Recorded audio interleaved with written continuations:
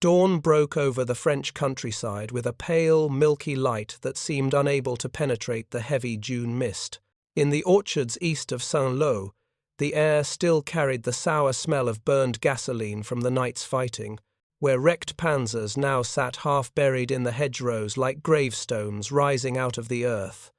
Sergeant Charles Red Haviland of the 2nd Armoured Division leaned forward in his M-four Sherman turret, his gloved hands gripping the periscope handles as though he expected another German 75mm round to punch through the morning haze at any moment. The fields ahead of him were quiet, too quiet, he thought, except for the faint clatter of distant machine gun fire.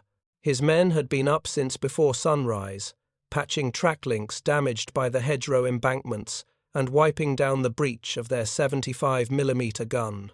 The air inside the tank already felt warm and metallic, the scent of oil mingling with the dampness of Red's uniform.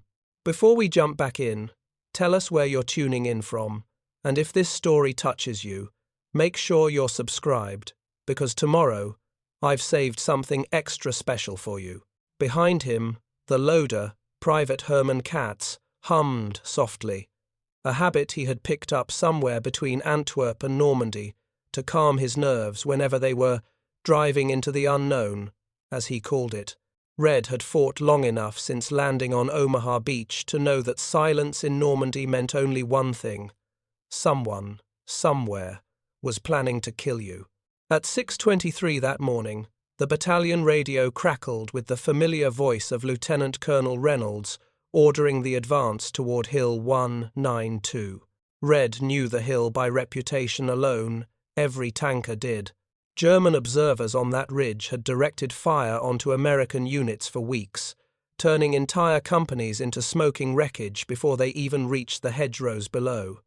To take Saint-Lô, they needed that hill. To take that hill, someone had to go up it, and everyone knew what waited on the other side: panthers, maybe even tigers. Red lowered his binoculars. His heartbeat thudded against the front of his tanker's jacket as he whispered to himself a thought that he would never say aloud, not to his men, not to the officers, not to anyone. God help us if they're ready for us this time. Because for nearly 2 years, German tank crews had been taught, told, promised, assured that the M-four Sherman was an inferior machine, a coffin on tracks, a gasoline-soaked death trap, a vehicle so poorly armoured that German crews joked it could be penetrated by a sharpened stick. Propaganda films had shown Shermans bursting into flame from a single hit. German field reports from 1942 onward described them as weakly armoured, undergunned, and clumsy on anything other than paved roads. And for a time, all of that had seemed true. In Tunisia, in Sicily, across the hedgerows of Normandy, German crews in their Mark IV Panzers and Panthers maintained an air of superiority that bordered on religious belief.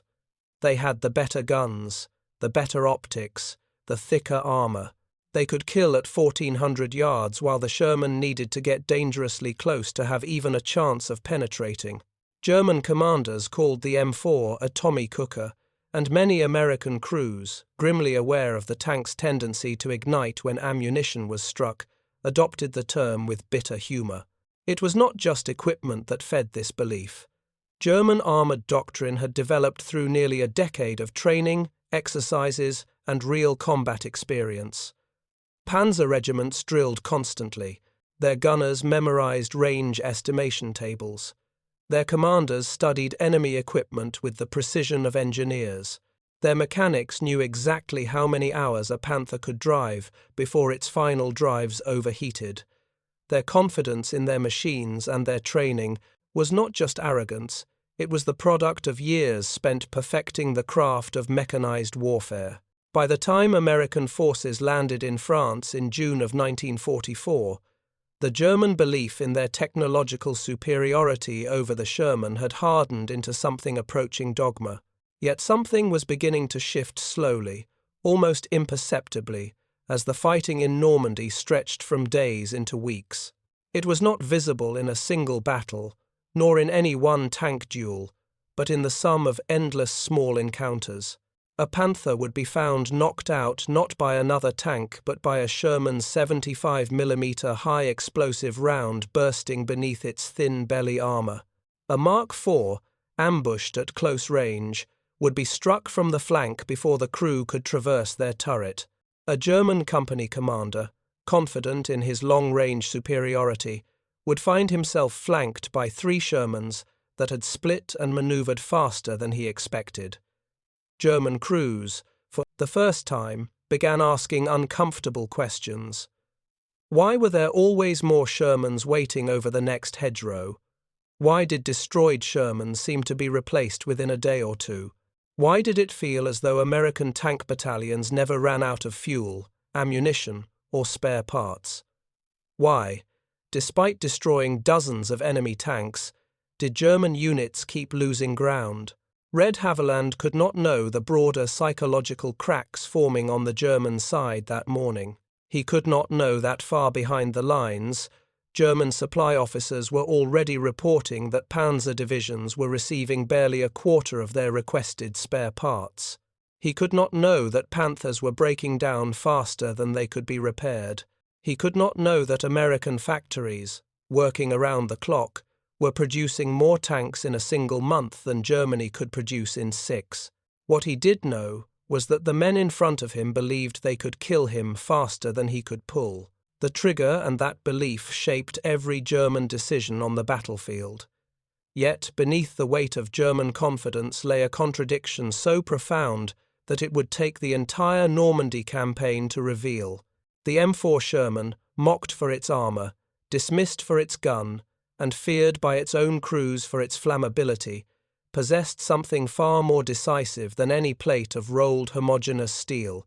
It was part of a system, a machine of war so vast and so well coordinated that German tankers could scarcely comprehend it. And that system, industrial, logistical, psychological, was about to overturn everything they believed. In the days leading to the Saint-Lô offensive, German intelligence units operating along the Vire River began intercepting radio traffic, suggesting the Americans were massing more armored units than expected. Not one battalion, but several. Not a handful of Shermans, but dozens, maybe hundreds. Some German officers dismissed it as poor interpretation. Others insisted the numbers were exaggerated. But a few, those who had watched the American advance from the hedgerows of Carentan and the fields east of Caumont, sensed something was changing. The Americans, they noticed, were not slowing down. Their tank losses, while significant, no longer seemed to reduce the speed of their operations. Destroyed Shermans were replaced within days, sometimes within hours. Entire formations seemed able to maintain pressure despite losing vehicles that would have crippled a German regiment. One captain of the Panzer division, writing in his diary in late June of 1944, observed something that would not reach high command for weeks. They lose tanks without concern. We lose tanks and feel the absence of every machine. They come again tomorrow with replacements. We do not. Preparing and narrating this story took us a lot of time, so if you are enjoying it, subscribe to our channel. It means a lot to us. Now, back to the story. This was the seed of the psychological reversal that would unfold over the next 2 months. It was not just the tanks themselves, but what surrounded them. The endless columns of supply trucks delivering rations, fuel, and ammunition. The meticulous logistics officers who calculated fuel consumption down to the last litre, the maintenance units that replaced engines in the field, the recovery crews that dragged damaged Shermans off the line and returned them to battle in a day or two. German commanders could not replicate any of this, not with the fuel shortages, not with the Allied air superiority, not with a war economy collapsing under relentless bombing. By the end of June, many German armoured units in Normandy were operating at less than 60% of their authorised strength. Panthers needed carefully rationed gasoline. Tigers broke final drives with alarming regularity on the hedgerow embankments. Replacement parts had to be scavenged from wrecks. Yet none of this was visible to Red Haviland and his crew as they pressed through the mist that morning toward Hill 192. To them, the Sherman's armor still felt insufficient. Its gasoline engine still felt dangerous. Its 75mm gun still felt too small against Panthers. But they were about to play a role in something far larger than themselves. The dismantling of a belief system that had guided German armored operations since the first Panzers rolled into Poland in 1939. That belief that superior design, superior armor, and superior firepower would always define victory had reached its breaking point. And the M-four Sherman, the tank the Germans had mocked as a death trap, was about to demonstrate a different truth, one forged not in steel thickness or muzzle velocity, but in the unyielding arithmetic of industrial war. The first hints of the truth did not come from any dramatic breakthrough or triumphant battlefield report. They appeared quietly, almost invisibly, in places where the scale of the war was measured not by explosions, but by logistics. Rail yards, ports, and endless columns of trucks moving across northern France. The men of the German 7th Army first realized something had shifted during the retreat from Normandy, long before most tank crews admitted it. Their diaries reflect the same refrain. The Americans never seemed to run out of anything. Not fuel, not shells, not spare tanks. It was as if their columns reproduced themselves overnight. American armored divisions operated under a logistical principle that German officers had dismissed as wasteful combined arms groups that traveled with their own maintenance battalions, engineer companies, tank recovery vehicles, and reserve tanks. A typical American armored division contained more than 1,000 trucks, enough to keep the entire formation supplied for days without direct rail support. German armored formations relied on railheads or horse-drawn supply, columns. When those failed, the tanks simply ran dry. During the breakout from Saint-Lô, American fuel trucks moved so quickly across the front that tank battalions sometimes filled their engines twice in a single day. Mobile maintenance units repaired damaged Shermans in hours. A panzer commander noted bitterly that his own disabled tank might wait a week for recovery if it was recovered at all. It was this disparity, more than the armor thickness of any single vehicle, that slowly crushed the panzer arm. The German tank crews had always believed in the superiority of their machines, and in certain technical respects, that pride was justified. A Panther's frontal armor was nearly 3 inches thick and sloped. Its high-velocity 75mm gun could pierce a Sherman at ranges where the American gun struggled to respond. Yet none of these advantages mattered when confronted with the material truth unfolding in northern France. The United States could replace every destroyed Sherman faster than Germany could replace the fuel for a single Panther. But for the tankers themselves, the change did not become undeniable until the beginning of Operation Cobra in late July of 1944.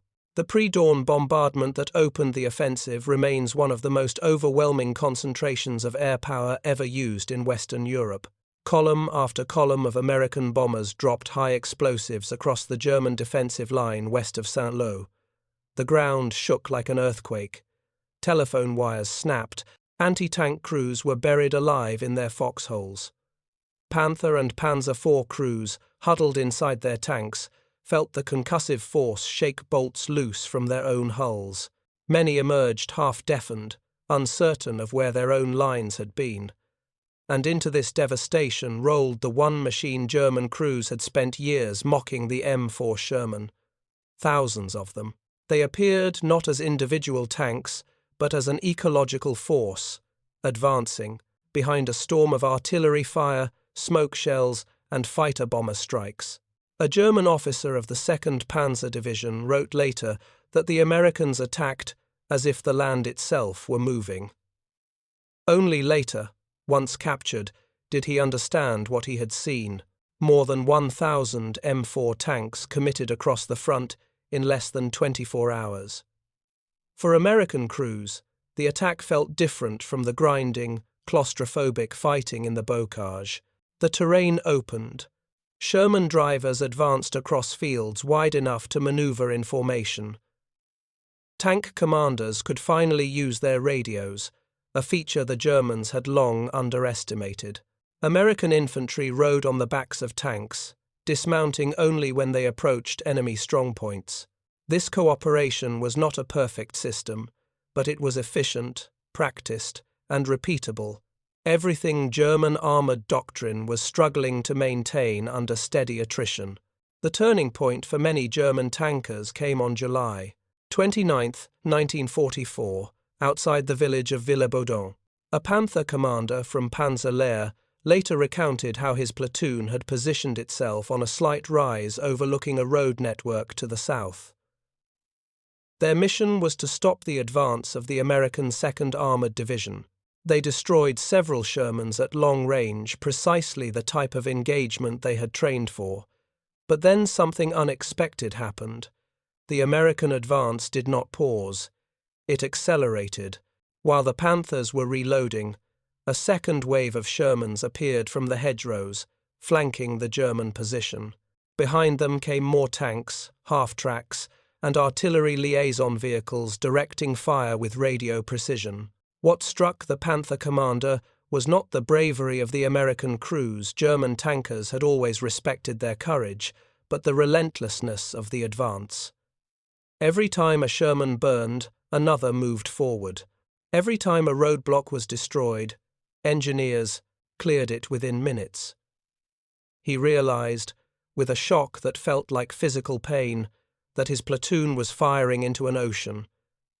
Similar accounts spread across the German 7th Army in the days that followed.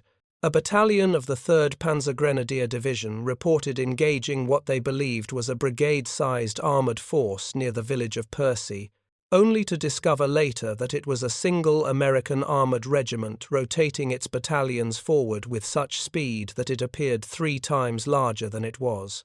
German operational reports from early August began using terms like material superiority without precedent and continuous enemy armour flow. The men writing these reports were veterans of the Eastern Front, accustomed to Soviet massed attacks, yet they were stunned by the consistency of the American advance. For the American tankers inside those Shermans, the battle felt less like a demonstration of overwhelming power and more like a frantic race. The breakout had stretched the supply lines nearly 100 miles, and fuel shortages threatened to halt entire armoured divisions. Drivers often slept inside their tanks, too exhausted to climb out. The dust was so thick that radiomen sometimes tied handkerchiefs around their faces. Mechanics worked until their hands bled, replacing worn suspension parts or repairing engines clogged with debris. Yet, even in exhaustion, the crews could sense what was happening. The German defensive line was collapsing under its own weight. On August 5, 1944, the German panzer divisions tried one final counterattack near Mortain. Operation Lüttich, ordered directly by Adolf Hitler, demanded that 4 panzer divisions strike westward to cut off the American spearheads. The plan was ambitious but disconnected from reality. Many of the attacking units had fewer than 20 operational tanks. Fuel was scarce. Air support was non-existent. The American response was devastatingly efficient. Fighter bombers swarmed the attack, and Sherman units moved into blocking positions along the ridgelines.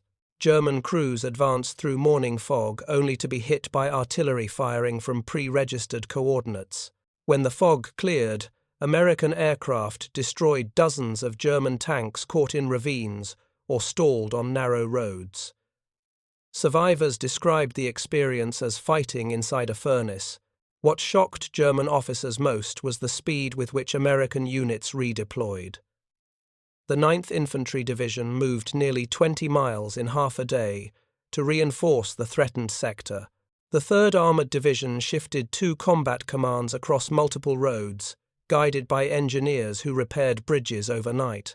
Communications flowed by radio, enabling flexible responses that German units with their increasingly unreliable field telephone networks could not match. It was during this counterattack that many German armored veterans finally confronted the truth they had resisted for years. Their technical superiority, so long considered decisive, had become irrelevant. The Americans did not need the thickest armor or the most powerful gun. They needed only the ability to bring more tanks to the battlefield, at the right place and the right moment, again and again, until the defenders could no longer respond. Inside the Shermans themselves, crews felt both vulnerable and confident. They knew their armor was thinner. They knew a direct hit from a Panther or a Tiger could destroy them instantly. But they also trusted their training, their numbers, and the fluid coordination with infantry and artillery. Many Sherman vehicles now carried wet stowage ammunition racks, reducing the risk of catastrophic fires. The tank's gyrostabilizer allowed quicker target acquisition on the move, a feature the Germans lacked. Its turret traversed faster. Its mechanical reliability remained astonishingly high. Some crews completed the breakout without a single major breakdown.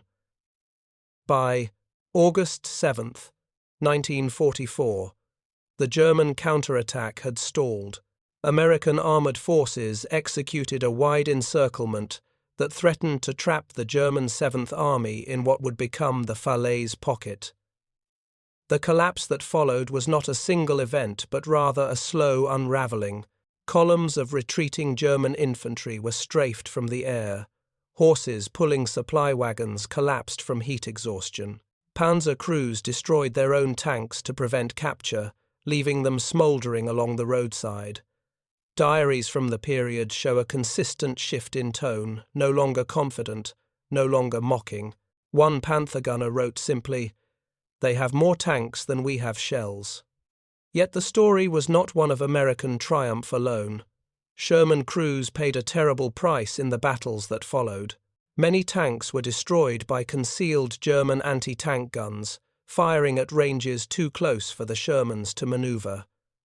Others fell victim to mines or Panzerfaust ambushes in the twisted villages of Normandy.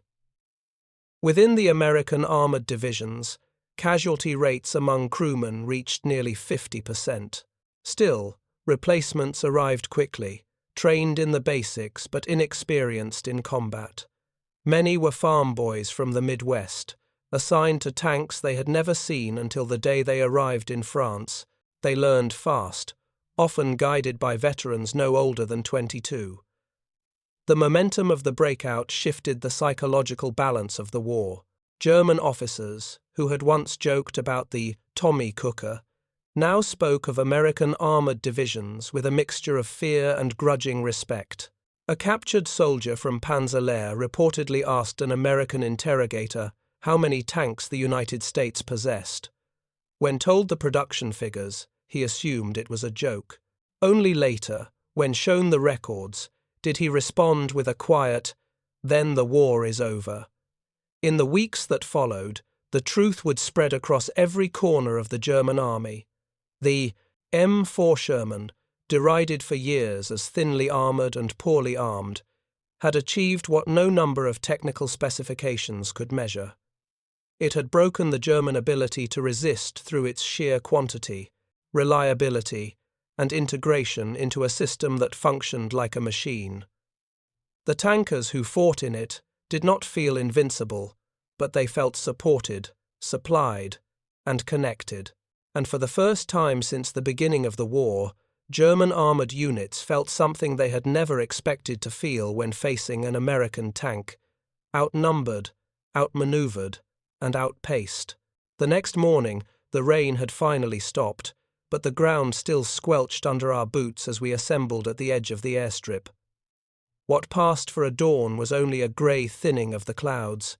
The jungle beyond the runway steamed like a living thing waking up irritated. I remember wishing I could do the same, wake up irritated, instead of exhausted to my bones. But irritation required energy.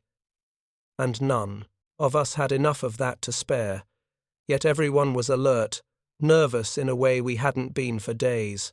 Word had spread the night before Lieutenant Colonel Adams had requested new reconnaissance flights deeper into the valley, trying to locate the Japanese staging area the prisoners had hinted at. The rumor said they weren't sending fighters this time. They were sending a reconnaissance team on foot, 3 volunteers, and when I saw the colonel's face as he scanned the line, I knew instantly what direction his mind was turning. He was looking for pilots who could also hike 30 miles, think under pressure, and come back with something solid. Pilots who had already brushed shoulders with death and proved they weren't afraid to tap it politely again. "I need 3, the colonel finally said, boots scraping in the wet gravel as he paced the length of the formation. But the moment he finished speaking, a strange silence fell. No shuffling, no murmurs, no hands. Rising. It wasn't fear, it wasn't reluctance, it was calculation. That valley was whispered about as though it were a throat swallowing men whole. Anyone who walked in didn't walk out. The colonel's eyes landed on me and stayed. "Jackson." I didn't have time to curse. "Yes, sir." "Reyes." The mechanic from Cuba, sharp-minded, reckless when he needed to be, loyal in a way that felt almost burdensome. "Sir," Reyes said, stepping forward. "And—" The colonel hesitated half a beat, then pointed farther down the line. "Davis, you're the 3rd. A murmur rippled through the group. Davis was the youngest pilot in our squadron, barely old enough to shave twice a week, but he flew like a man with something to prove. Too much to prove. I stared at him, hoping he'd say no, decline, step back something. But he only swallowed, jaw tight. "I accept, sir." So that was that. The rest of the men dispersed, but the 3 of us remained. The colonel gave us the outline. Follow the ridge to the east, drop down into the valley, identify the Japanese camp, estimate their strength, find any artillery positions, then return. No combat, unless unavoidable. No heroics. If we weren't back in 48 hours, we were to be considered captured or dead, and the airfield would assume the worst. "Are we being picked up?" Davis asked. The colonel gave a humorless laugh. "Son, the only pickup is you picking up your feet and bringing them back here. We left at midday, packs biting into our shoulders and machetes slung from our belts. Reyes insisted on carrying extra ammunition just in case, a phrase that, in this jungle, applied to nearly everything. The first hours felt deceptively simple. The ridge was steep but manageable, the path narrow but visible. The sun even pushed through the clouds in brief, mocking moments of optimism. Birds shrieked overhead, and monkeys occasionally hurled insults from branches. Reyes responded, in Spanish a few times, which made Davis laugh. But by late afternoon, the trail vanished into mud, then the mud vanished into vines, and then the vines dissolved into an ocean of green in every direction. "This isn't a trail," Davis muttered. "This is a suggestion." "It's a jungle," Reyes replied, swinging his machete. "It doesn't care about your opinions." I said nothing, too focused on reading what passed for terrain markings, broken branches, roots twisted by footsteps, stones scraped smooth by boots. There weren't many signs, but there were enough to keep me worried. "The Japanese came this way?" Davis asked. "No," I answered. "Americans." Reyes stopped, his face tightened.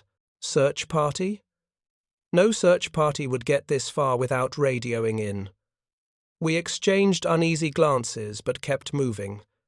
Night arrived like a hammer, no slow dimming, no gentle fade. One moment we could see 10 feet through the trees, and the next we couldn't see our own hands without lantern light. The jungle noises reversed, too. The day creatures fell silent, and the night predators picked up where they left off. We set camp beneath the broken roots of a massive fallen tree, hoping it would give us some cover. Davis cooked a tin of beans over a tiny flame, though cooked was a generous word for warmed until barely edible. None of us cared. So, Reyes said between bites, "You two ever think about what you'd do after the war?" I blinked at him. The question felt absurd, like someone asking what kind of house you'd build after a tornado stopped chewing through your town. "No," I said truthfully. "I'd fix motorcycles," Reyes announced proudly. "Big ones, the kind that look like they're breaking speed limits even when parked." Davis smiled. "I want to teach flying," Reyes snorted. "To who? The birds?" "No," Davis said softly. "Kids, teenagers, the sort who'd never get the chance otherwise." There was something in his tone, hope, maybe. Something raw. He was the kind of person who carried light around with him even when surrounded by darkness. A rare thing. Then he asked, "What about you, Jackson?" I stared into the low fire, watched it struggle to survive the humidity. "I want to grow old," I said. Reyes laughed. "That's not a plan. That's a prayer." "Maybe," I said. "But it's what I've got." We slept in shifts, 2 awake, 1 resting. My shift came first. I sat at the base of the fallen tree, rifle propped against my shoulder, listening to the incessant chatter of insects and the distant bark of some animal I didn't recognize. Somewhere around midnight, I heard something else, something quiet, something deliberate, footsteps. I raised my hand, signaling silence to Reyes, who was leaning with his back against the trunk.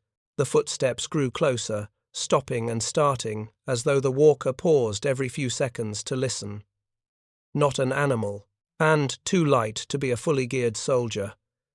Davis stirred awake, just as the sound drifted around the perimeter of our camp. I held my breath.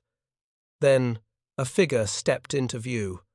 A boy, native, barefoot, no more than 12. His ribs showed beneath his thin skin, and he carried a stick over his shoulder like a weapon. He stared at me with eyes too old for his frame. He said something in a dialect none of us knew. He repeated it, slower, and then gestured down the valley. "Is he warning us?" Davis whispered. But before I could answer, the boy pointed again, this time to the sky. Then he made a gesture like wings falling. "A plane," Reyes guessed. "Crashing?" The boy nodded vigorously. I felt a knot twist in my stomach. "How long ago?" I asked, speaking slowly, hoping gestures would carry meaning. The boy held up 3 fingers. 3 hours? 3 days? But he didn't clarify. He simply turned and disappeared into the jungle as silently as he'd appeared. Several minutes, we said nothing. Then Davis asked, "Do we follow him?" "No," I decided. "We stay on task. The Japanese base comes first." But the crash gnawed at me like a rat in the walls. If an American plane had gone down recently, the Japanese almost certainly reached it, stripping it, capturing survivors, or killing them. And that meant this valley wasn't just dangerous, it was active. We moved before dawn, pushing deeper into the land the locals and even some of the Japanese prisoners had called by one name, the Valley of Bone Smoke. I didn't like the name. Too poetic for reality, too dramatic. But as the mist rose, thick and cold, drifting between the trees like white fingers, I understood the metaphor. The ground was uneven, scattered with rocks and clusters of bones from animals and perhaps from people. "At least it's quiet," Reyes whispered. Something shrieked in the distance. "I take that back," he muttered. By late morning, the terrain sloped, sharply downward, and we found a narrow path carved along the edge of a cliff. The river far below roared like a caged beast. We moved carefully, gripping vines when the mud betrayed us. It was Davis who spotted the first sign. "Look," he said, kneeling beside the remains of a campfire. The ashes were still warm, footprints everywhere, light, swift, uniform. Japanese scouts, Maybe 20 passed here, I whispered. No, Reyes corrected, examining the spacing between prints. 15. 15 is still too many, Davis muttered. We pressed on. Around midday, we reached the vantage point. The colonel described an outcropping overlooking the valley's centerpiece, a clearing surrounded by dense forest, and in its heart, Japanese tents arranged in tight rows. Smoke curled from their cooking fires. Guards rotated around the perimeter. Crates stacked near the largest tent bore Japanese characters and the military symbol for artillery shells. We found them, Reyes whispered. And then, but where's the artillery? There were no visible guns, no cannons, no pits, nothing resembling a heavy weapon. I scanned the clearing.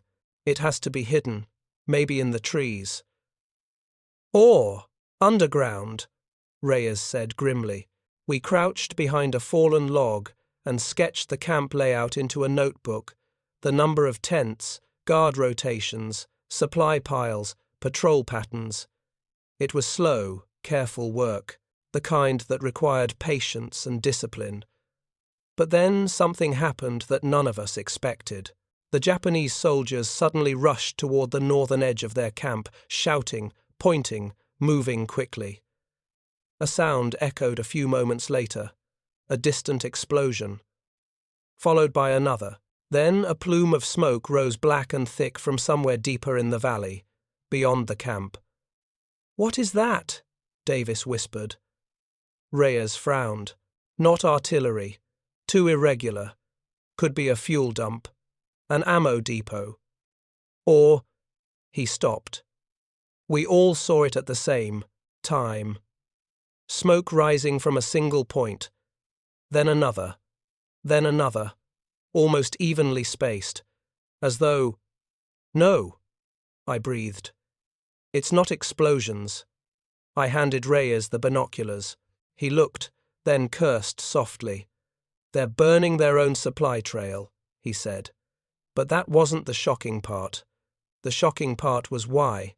Because the flames weren't rising randomly. They followed a direct line, straight toward the south, straight toward our airfield. The Japanese were moving. Not tomorrow. Not next week. Now. "We have to get back," I said. "Immediately." "Wait," Reyes insisted. "We don't know how many, or—" "We know enough," I said. "They're moving their artillery. They're cutting supply lines to cover their march. They're going to hit the airfield at dawn." Davis swallowed. "If we don't warn them, they'll be overrun," I finished. We packed quickly, burying any sign we'd been there, and began our ascent out of the valley. And that was when everything went wrong. A gunshot cracked through the air. Davis stumbled. For one terrifying heartbeat, I thought he'd been hit, but he scrambled behind a rock, eyes wide. "Sniper!" Reyes shouted. More shots followed, splintering bark inches from our heads. The Japanese scouts, maybe the same ones whose footprints we'd seen, had doubled back and were now between us and the ridge. "Jackson!" Reyes yelled. "Left flank!" We returned fire, careful, controlled, buying ourselves seconds rather than minutes. "Fall back!" I ordered. We slid down the slope toward a cluster of boulders, trying to break line of sight. Another shot whistled past my ear. I felt the heat of it, too close. We crouched behind the rocks, panting. "3 of them," Reyes said. "Maybe 4. "No," Davis corrected. 6. "How do you know?" Reyes demanded. "Because they're trying to surround us," Davis whispered. And he was right. The crack of dry branches behind us confirmed it. We had to move. Now. I pointed toward a narrow gully. "Through there. Single file. Don't stop."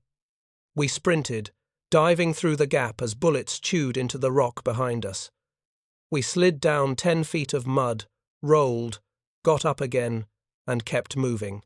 The jungle grew thicker, darker. roots grabbing at our boots, vines clawing our arms. The gunfire faded after several minutes, but it wasn't over, because what awaited us at the bottom of the slope wasn't safety. It was the wreckage of a plane, American, still smoking, and beside it footprints, fresh, and leading directly toward us. Reyes exhaled. "This day keeps getting better." Davis stared in disbelief. "Do you think the pilot—" But he didn't finish, because from the shadow of the twisted fuselage, someone stepped out, someone American, alive, barely. The pilot stumbled, staggered, and fell to his knees. And the first thing he said was not his name, not a plea for help, not even a request for water. He pointed behind him with a shaking hand. "They're coming," he whispered. "What?" I asked, crouching beside him. "All of them," he said, voice cracking. "The whole division," he coughed blood, "is marching through this valley." We froze, every one of us, because that meant we were already inside the mouth of the attack, and the teeth were closing. The pilot's voice was fading, but his warning echoed through the trees long after he went limp. A whole division. Marching through this valley, headed straight for our airfield. For a moment none of us moved.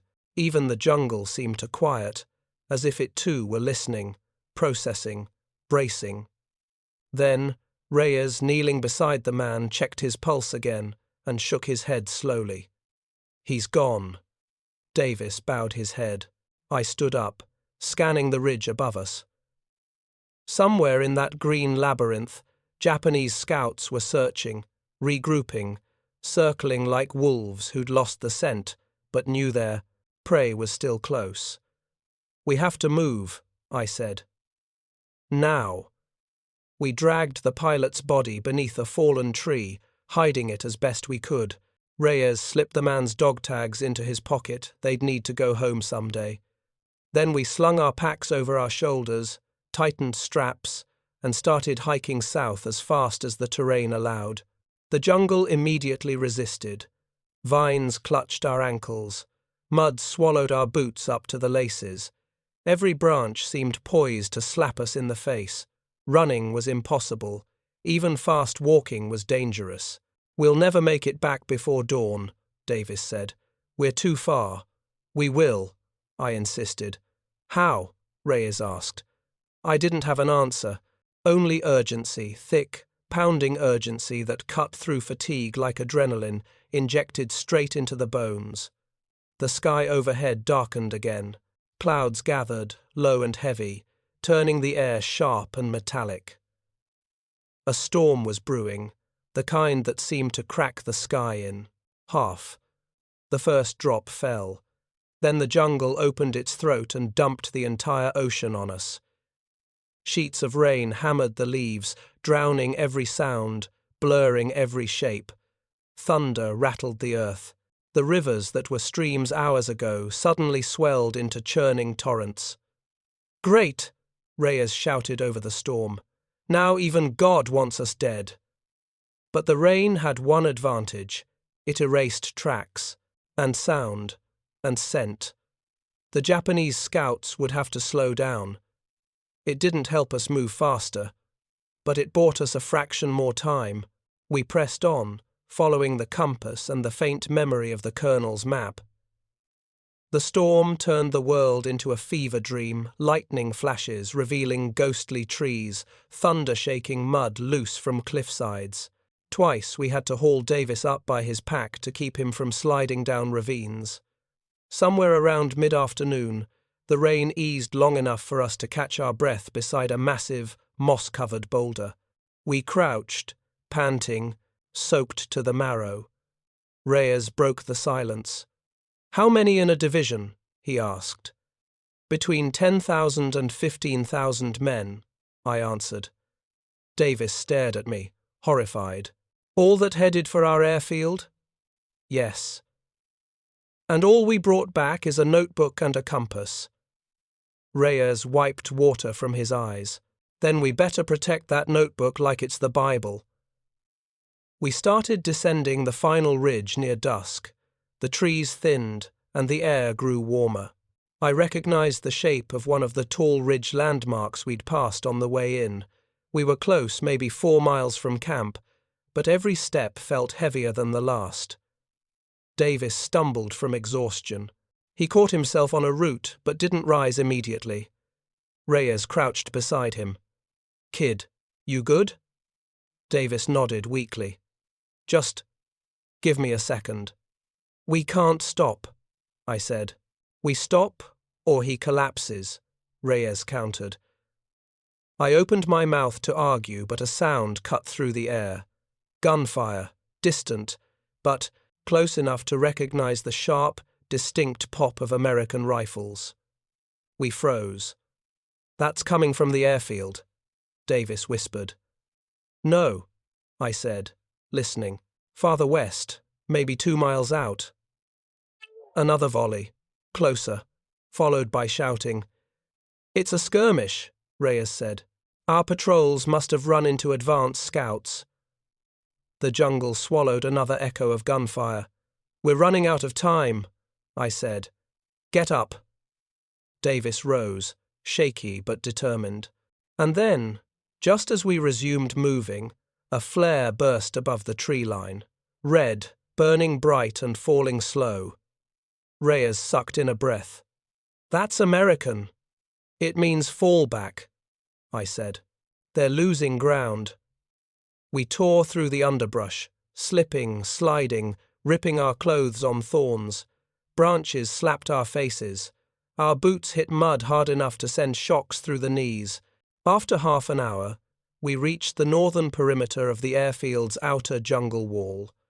I recognized the familiar trunks, the broken marker stone we used to guide night patrols, the smell of fuel drifting faintly on the wind. Home.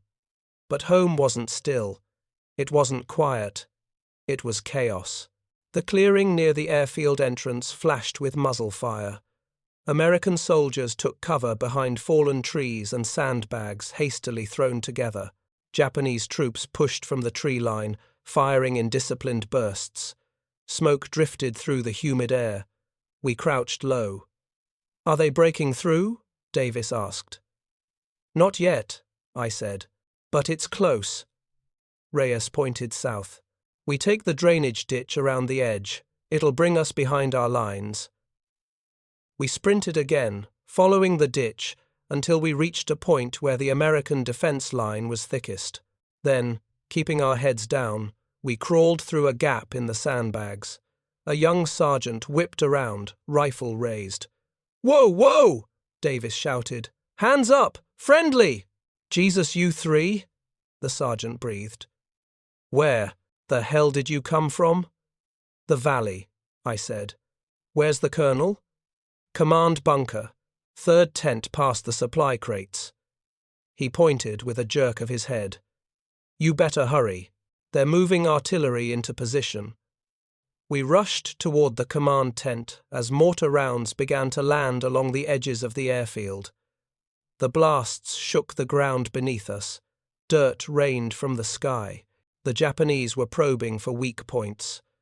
The colonel stood over a map table, sleeves rolled up, sweat cutting lines through the dirt on his face. Officers crowded around him. Radios crackled non-stop. He looked up the moment we entered. "Jackson, what did you find?" I tossed the mud-spattered notebook onto the table.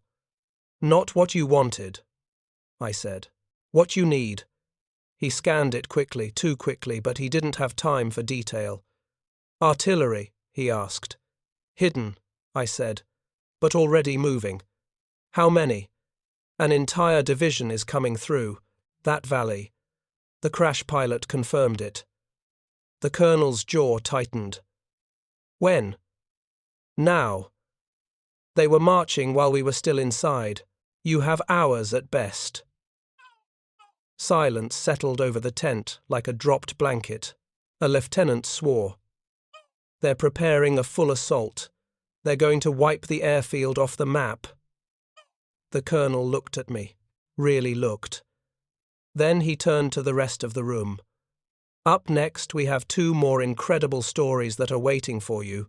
Just click the image you want to watch, and it will take you there. If you enjoyed this video, make sure to subscribe. It would mean a lot.